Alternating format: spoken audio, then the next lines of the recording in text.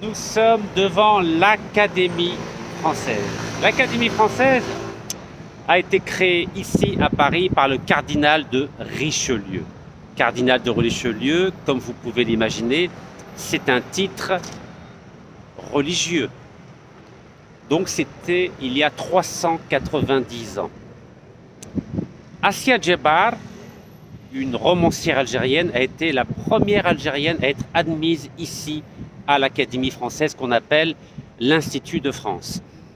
À l'Académie française, on a eu par le passé Alexandre Dumas, François Mauriac, Charles Maurras.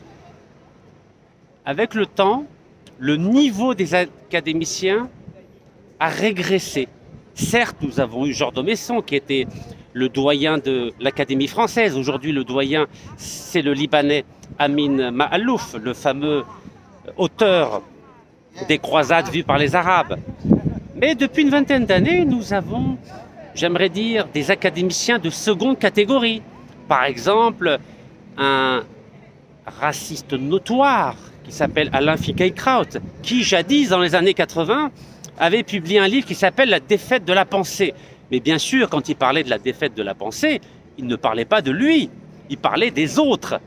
Mais avec ce qui se passe, notamment au Proche-Orient depuis 1 an et demi, force est de constater que la défaite de la pensée s'applique aux nouveaux académiciens. Et donc, il ne faut pas s'étonner que depuis quelques années, cette académie, qui ne ressemble en rien aux grands auteurs, aux grands académiciens du passé, donne des prix à des écrivains, non pas eu égard à leur talent d'écrivain, mais eu égard à leur conviction politique, surtout lorsqu'elles s'opposent frontalement à l'islam en tant que religion et aux musulmans en tant que croyants. Et c'est ce qui s'est passé il y a quelques années, sans que j'ai besoin de vous citer le récipiendaire du prix de l'Académie française. En tout état de cause, j'ai voulu être ici devant l'Académie française, devant l'Institut de France, pour vous dire que depuis quelques semaines, il y a des attaques frontales, très fortes, récurrentes, de l'intelligentsia française, dont certains sont ici membres, contre l'Algérie. L'Algérie en tant que pays, l'Algérie en tant qu'État et l'Algérie en tant que gouvernance. Je ne suis pas le porte-parole de l'Algérie, soyons clairs. Mais en ma qualité de citoyen algérien, j'ai le devoir d'éclairer l'opinion publique internationale et notamment l'opinion publique algérienne du danger qui guette notre pays.